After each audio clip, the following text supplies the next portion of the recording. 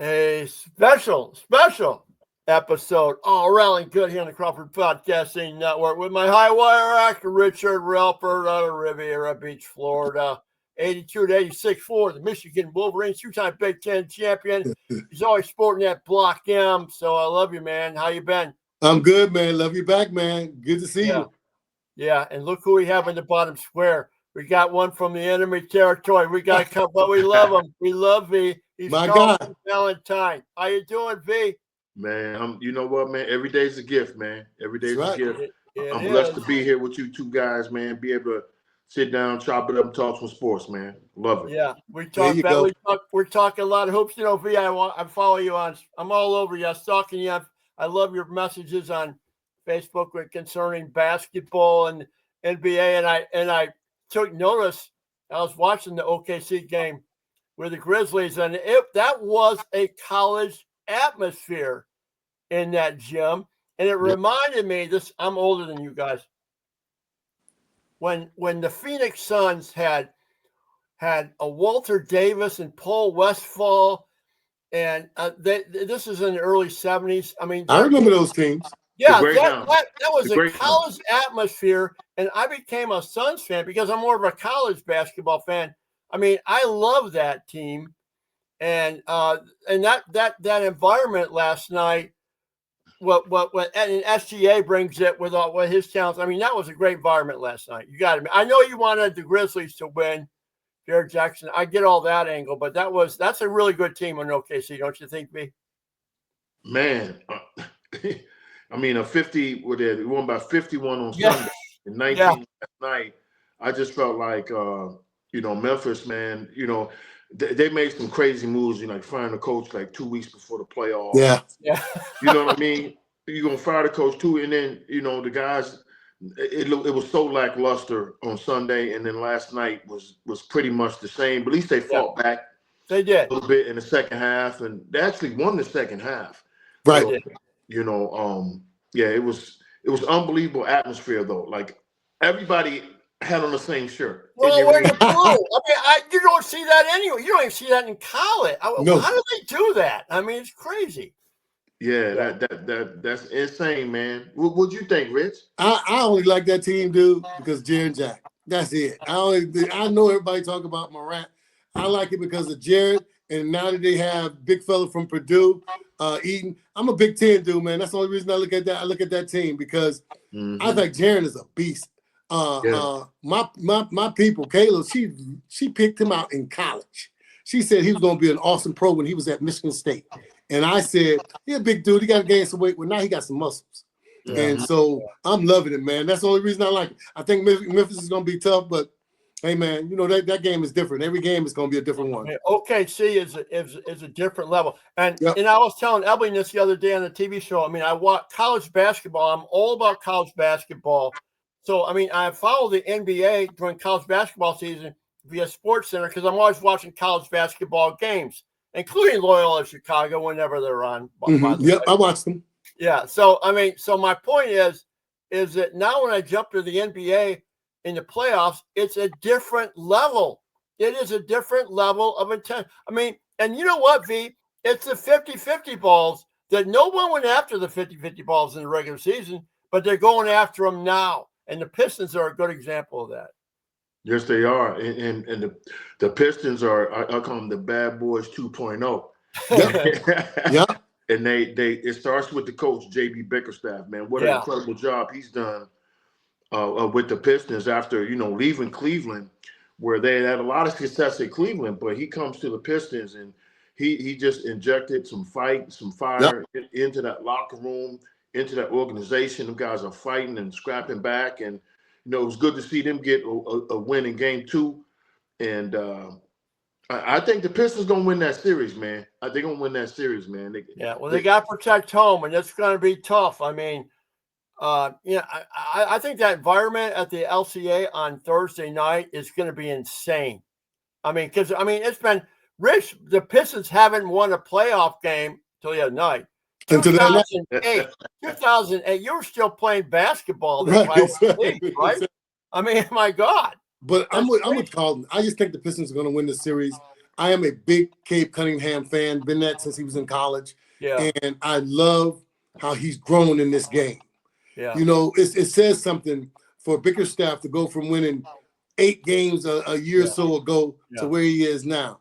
No, that ain't just players. That's coaching too. Yeah. And that's a great hire. Right, it was a great hire, man. So I love watching them. I love the Twins. Well, the one the one in Houston is good too. Okay, I got my 2 favorite guys. So I'm feeling kind of old right now because I just saw the other day, Monday, Gary Grant turned 60 years old. Okay, 60 years old. Okay? I talked to him. Dennis Hobson just turned 60 today. I think V turned like 59. What, last week, V? Yes, I did. Yep. I mean, you guys are young guys, and you're old right now. You are old. When you But Tom, I must tell you, because I should have sent you a picture of her. But every day that I go to the gym, it's this woman who, black woman who I speak to every day. She takes yoga, and I had asked someone how old she was, and I said I think she's about 74. Yeah. V, when I tell you, this woman told me today, she said, "No, coach, I'm 96. This is a black woman, 96 years old, and she walks around like she's 75. Straight up, yeah. And I'm impressed, man, because I'm blown away that she's 96. She told me she's been working out since she was 31. Wow. Oh, wow. And so I tell everyone, man, get out there and walk, do some kind of exercise, because I truly believe it'll make you live longer. Yes, sir. Yeah. No doubt about it. Well, V, I want to ask you, I mean, we haven't talked about college basketball, so I want to do a synopsis a little bit on what you thought about Michigan State this year, about, a much improved team this year over last year. And I thought actually going into the Elite Eight game, I thought they were going to get Auburn and get down to San Antonio. But give us your overall assessment of what Izzo did this year with this team, and where do you think it goes next year with this transfer portal thing, which is not a big fan of, but he's going to have to get into that foray. I mean, give us your thoughts on Michigan State. Yeah, I mean, I think they surprised everyone, including Coach Izzo, on how good they were this year. I didn't see it coming. I went to a practice earlier this year when I was in town in December, and I couldn't believe like the attitude, the energy, the enthusiasm. It was like that was a close group of guys, and to me, that was the difference. They did. Not talking bad about any player who played or whatever, but they did some addition by subtraction by losing some people to the portal, and then some graduations. They got rid of some of that energy, and the guys who took over were guys who had to fight through some adversity. When you talk about Jeremy Fears, a guy who got shot in the leg, and he had to learn how to walk again, let alone, start at point guard in the Big Ten. And then they added some good pieces. Frankie Fiddler came on late. He didn't play well, particularly early, but he got better as time went on, as he developed his role coming off the bench. And they had, Jackson Kohler came along and Carter Cooper. They had a good group of guys, and they liked each other. And that was the difference. Like Rich is a 2-time Big Ten champ, and I wasn't there, but I was there during the time. I wasn't at Michigan, but I guarantees he would say that when the guys get along and they're a group and they're cohesive, you got a better chance of winning. Yeah. And that's what happened to Michigan State this year. They were super cohesive as a unit. They did things off the court. They did things on the court. They did things in the locker room together, man. On road trips, man. Them dudes was close, man. They went out to eat together. They went to movies. They did almost everything together. Yeah. And that manifested itself out on the court when they played games, man. I couldn't believe they won the Big Ten. I swear, me and my son, both of my sons, we talk about a year. We like, man, this roster ain't getting it done this year, bro. I know, because they couldn't shoot the three. But, I mean, Rich, you talk about the 85, 86, didn't you? V just described your team. That's exactly what he did. And Tarpley, you're all just like, you all are like inseparable. Man, we all left player, whatever. You're always together. V is totally right. We did everything together. We all hung out together. We went to movies together. We ate dinner together every night. for the Big Ten championship, the NIT stuff, because that closeness and that camaraderie brings on something that if I'm on the court and I get beat by a guy, I already got confidence that Roy Tommy's gonna block the shot in the back because he's gonna be waiting for you. Yeah. And so that's it. But people have to understand that the camaraderie and the teammates that you make, you have for a lifetime. Yeah. And if you win, lose, or draw, right now, Butch and all of our guys, we still talk. Just like you and I guarantee your boys and your sons, they all talk to all of their friends that they played with. Because that's what basketball does. That's what I love about sports. It brings everybody together. Yeah. That's sure the case. You guys have an interesting similarity in this regard when it comes to the Michigan State rivalry. So V comes from the DMV, Hyattsville DeMatha High School. I know DeMatha. The legendary Morgan Wooten. Okay. So, and then Rich, you're from Riviera Beach, Florida. So you're coming up into this Michigan State thing, not having any exposure at all of the venom. And the venom right now is much higher than it was, I think, 40 years ago when you all played. I agree. It was a more respectful thing. You guys play against each other, probably Sandy Sanders, you guys come up and all that stuff. And it's different now. But V, when Judd signed, you came up, played for Judd. Who basically translated how, what this Michigan State rivalry was all about, and how did they prepare you for it? It's crazy because it's exactly what you said, Tom. Like I didn't have a clue. I basically grew up an ACC Big East fan. Growing up in Washington D.C. When I got there, the first Michigan game that I ever played in, it was sold out. He was sold out, and people were like yelling stuff about Michigan. I'm like, what is all this, man? And so like we had a guy on our team named Sam Vincent, and Sam was like one of the first Mr. Basketballs in the state of Michigan. High school. Yep. And he was telling me and explaining to me what the rivalry was all about. And we had another guy on our team named Scott Skiles. Oh. Rich knows him well. Oh, that's my boy. Yeah, those are the two guys who indoctrinated me on the Michigan State rivalry. And I'm going to be 100% honest with you. Like, I was into it while I played, when I was on the court. But off the court, them dudes was my boys. Like, I used to kick it with like Mark Hughes, one of my best friends to this day. I still talk to Glenn, man. When I seen Glenn Rice, man, it was all love. Lloyd Vault. I mean, it was all love. It wasn't no venom like that. When we was on the court, we was trying to kick each other's butt. That's right. And then afterwards, man, I see them guys at East Lansing in the summertime. We hanging out, going to Sensations, and we come up to A&R.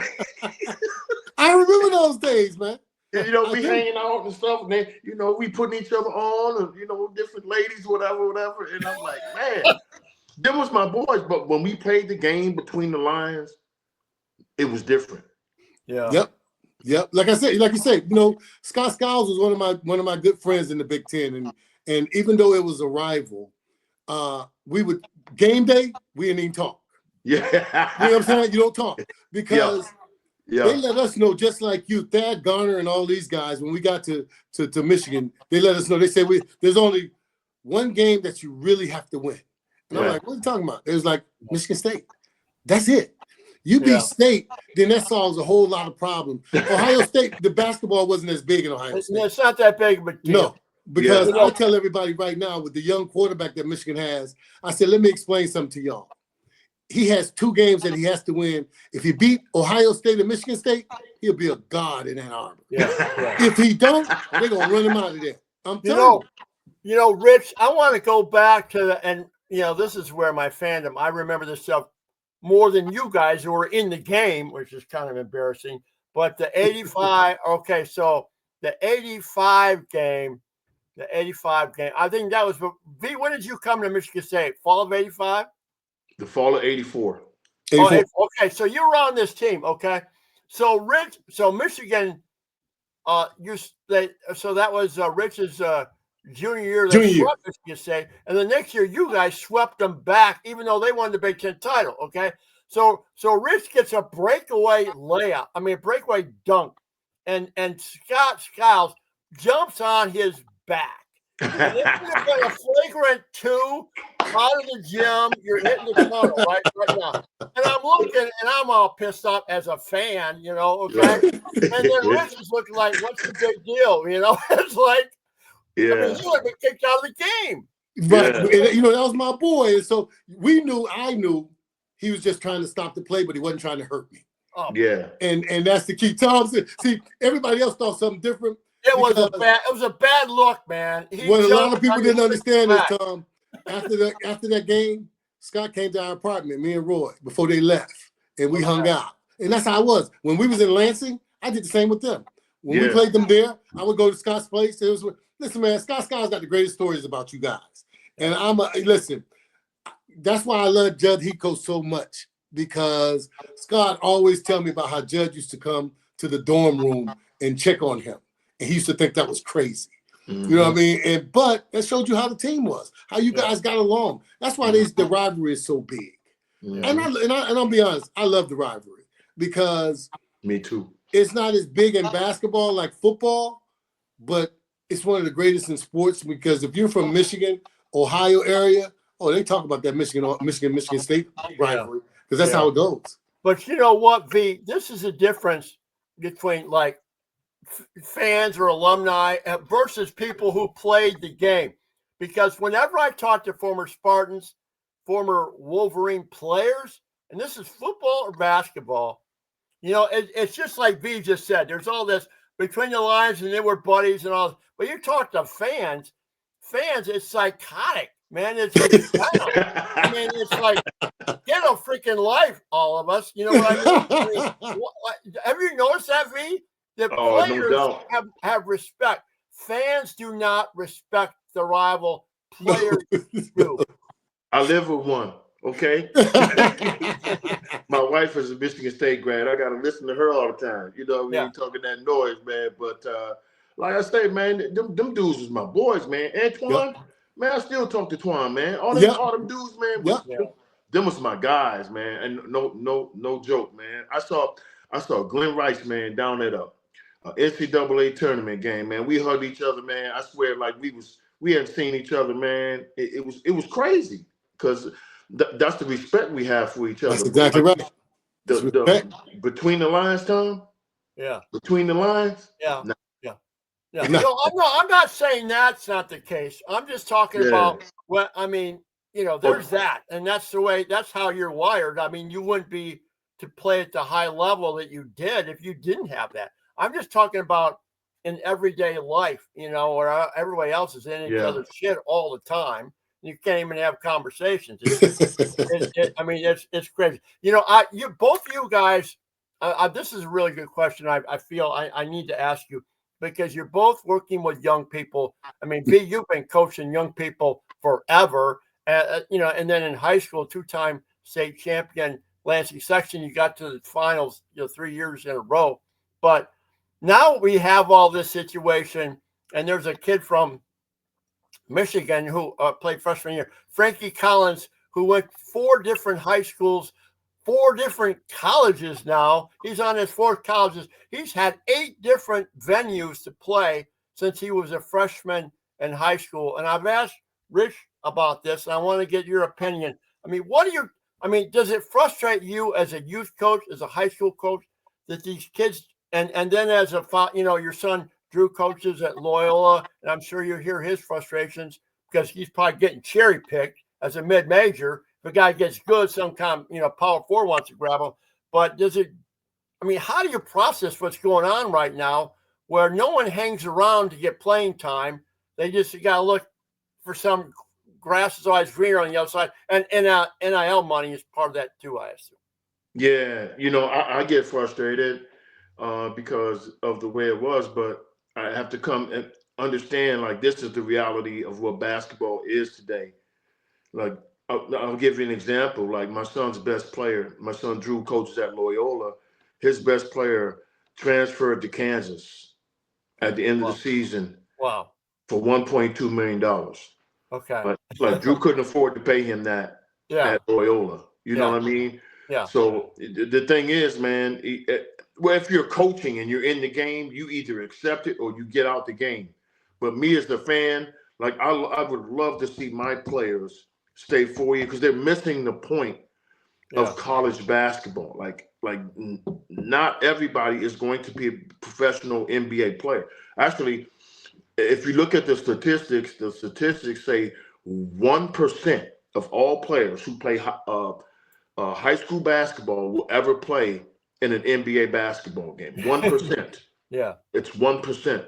Yeah. So the reason that you go to college is to get an education so that you can take care of yourself and your family when you get done. But now, you know, the way the system is set up, guys are getting paid when they walk in the door. Like my son's best player this year, okay, his best player is going to make, and this is the real dollars, by the way. When I tell you this, my son's best player, Miles Rubin, is going to make $650,000 this year, and he's a mid-major player. He's mid-major.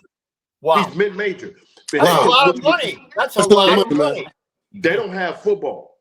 You know what I mean? Like places like Michigan, you know, and Ohio State, who has over 20 million NIL, like they can kind of pool around and play with that money. But I personally would love to see players stay in one place because it teaches you more than just about basketball. It teaches you about, you know, resiliency, you know, how to fight back when things don't go your way. You learn how to be somebody, how to tell you no, and how to fight back from that. You know what I mean? The life lessons that I learned from averaging 1.5 points a game my freshman year.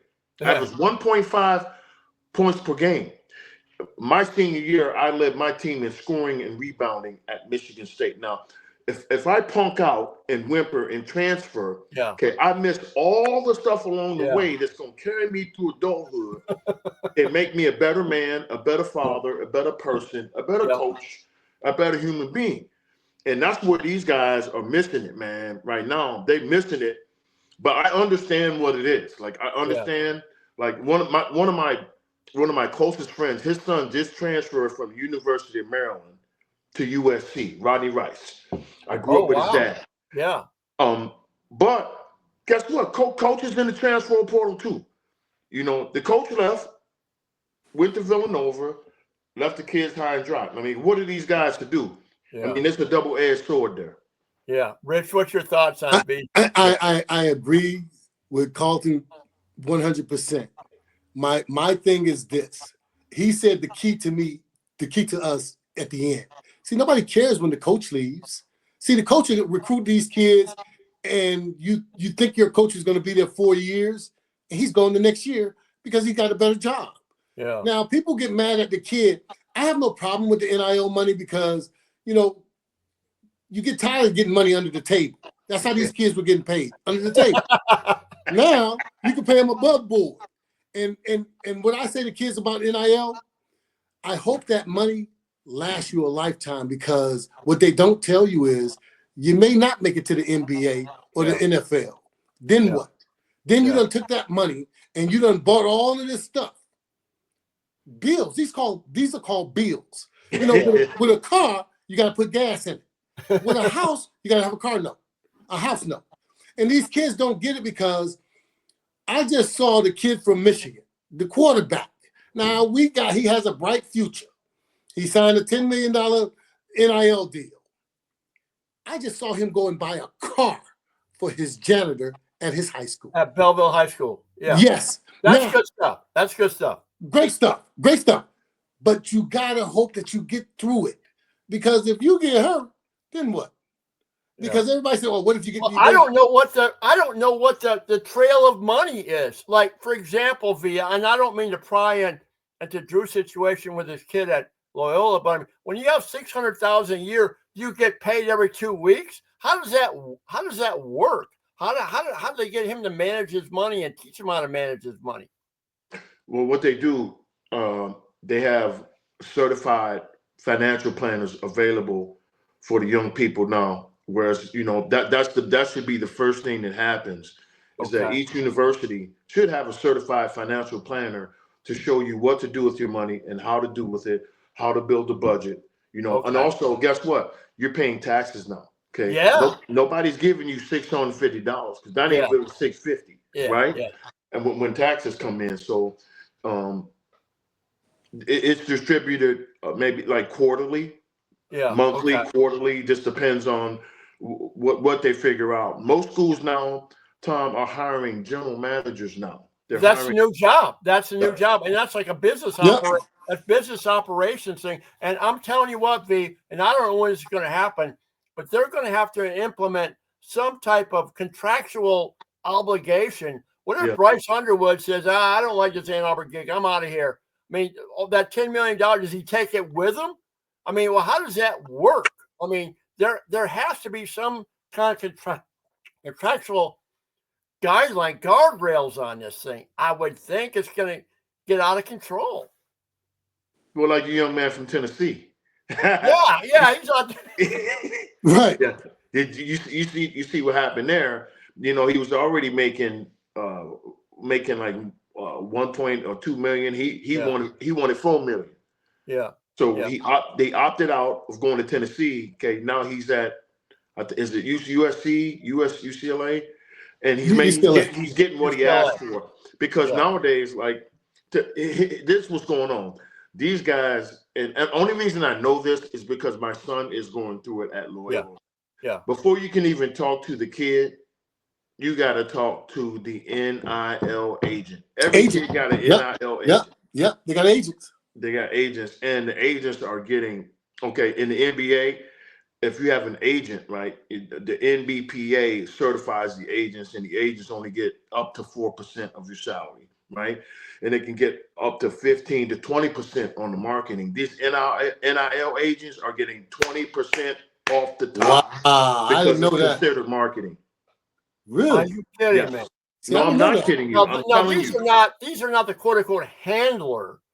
So the handler is that's another variable with a guy has a handler, a family friend who persuades him to do things. But there's that variable. But this NIL, that's the first guy you have to talk to. Wow, I never knew that. That's before you get to the kid. So you might not even have a conversation with a kid.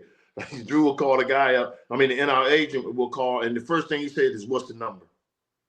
And if your number don't match their number, you don't even get to talk to the kid, the family, or nothing. What's the number? That's all they want to know. Wow. I think we missed out, then, Colin. we please. 40 years, Man, what's the number? I was with Drew last week, and he's like, Dad, he's like, this is out of control. What's the number? That's the first thing they ask you. What's the number? Okay. Mm-hmm. So Richard Rellford comes out of Riviera Beach. He's a McDonald's All-American. Okay? Oh, Rich is $2 million right now. That's what I'm thinking, Carlton, serious. Because I'm looking at these guys and I see this money that they're getting, and I'm like blown away because, they had to sneak us stuff when we were in school. Yeah. We had to go somewhere. We had one restaurant we could eat in for free. Yeah. And they told us we can't say nothing because the NCAA may be inside. Yeah. And I'm like, now, look, dude, you gave me $2 million. I'm going to eat at the best place I can because I got $2 million. I'm going to have every flight. Listen, Tom, you guys probably don't remember, but I remember when our first 5 at Michigan, we had all fur coats. Everybody had fur coats. Oh, yeah. Remember that goes back to Campy Russell. Yes, Campy I Russell. do remember, and I was jealous. Right. But hold on. We wore them to a game one day, all of us. It was a non-conference. And they called us all in the office the next day and told us, you can keep the jackets, but you can never wear them to the arena again. Yeah, that Don Canham told you that. Right, Mr. Canham. He told us that. He was like, you can keep the jacket. Because I said to myself, now look what they're getting. I guarantee you a lot of these kids are driving Benzes at school. Yeah. No, they are. That's crazy to me. They are. Isn't that something? Listen, I had a Benz. We had to hide it. We couldn't. I drove to the game one time. Oh, they took it after that. Don Canham said, "Give the car back." And so I had to change cars because we thought that we're gonna get suspended. Yeah. And so I gotta tell you though, once I got rid of the Benz, I had a convertible Eldorado. They say that was okay, but the Benz ain't okay. The convertible Eldorado is okay. Yeah. Come on, man. But now these kids, you're right, Tom. You remember Nunez? He got a Porsche. He was driving a Porsche in that hour. Oh, I know. I remember. And he wasn't even playing, Carlton. He was on the bench. Guy was on the bench. He got 1 minute a game. Right. And he was driving a Porsche. And I'm like, Lord, this is. But I give you this. I tell you this. In 3 years, the NCAA is going to put they're gonna cap it, because you got to cap it, because these kids are making more than the coaches. And when you're making more than the coaches, right there, I already know you're not listening to him. Yeah. You're going out there thinking you can do whatever you want to do. And that's not how the system goes. You transfer. I didn't believe in transferring, because me and my friends talk about, stick it out, dude.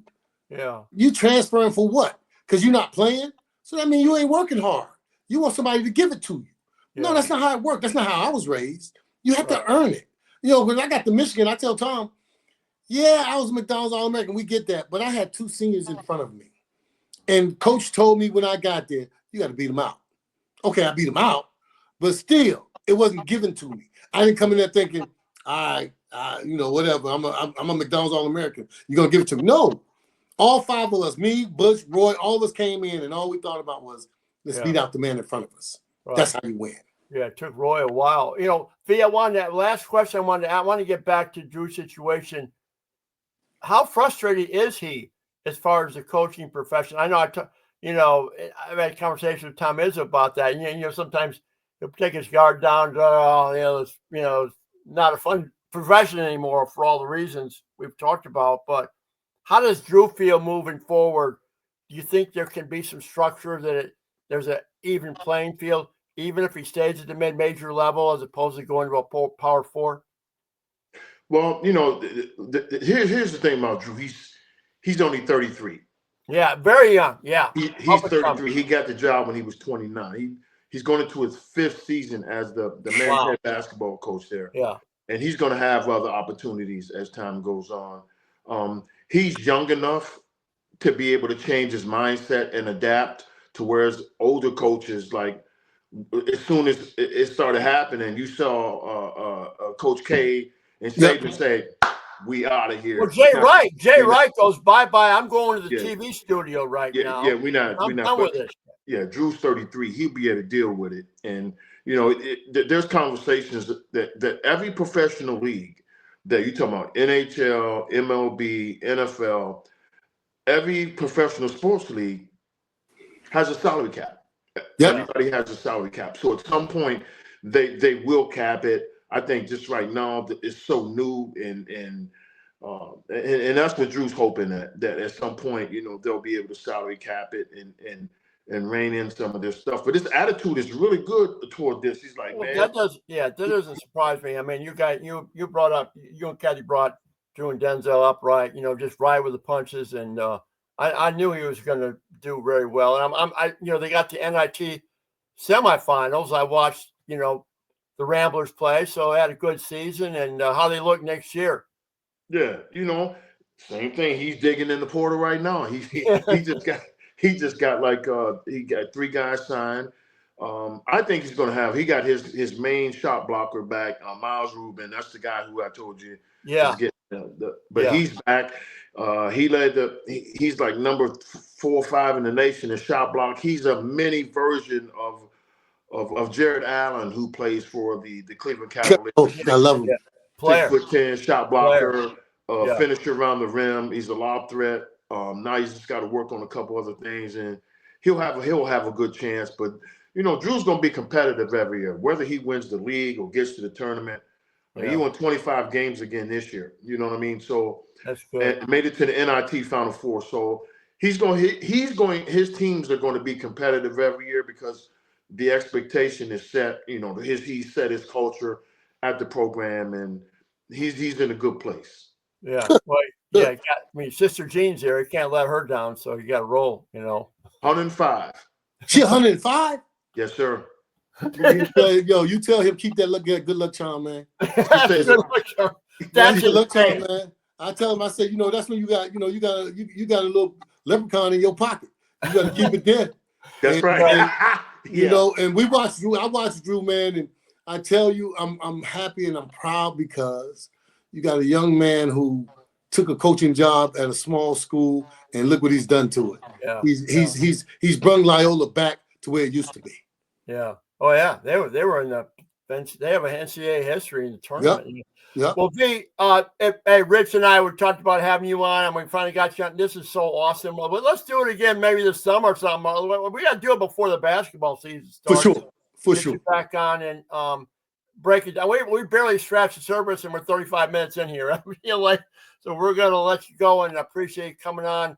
All Rell Good, V. All the best of luck to you and your family. Give my best to your two boys and to Kathy. And you have grandkids now. Two or one? What do you have?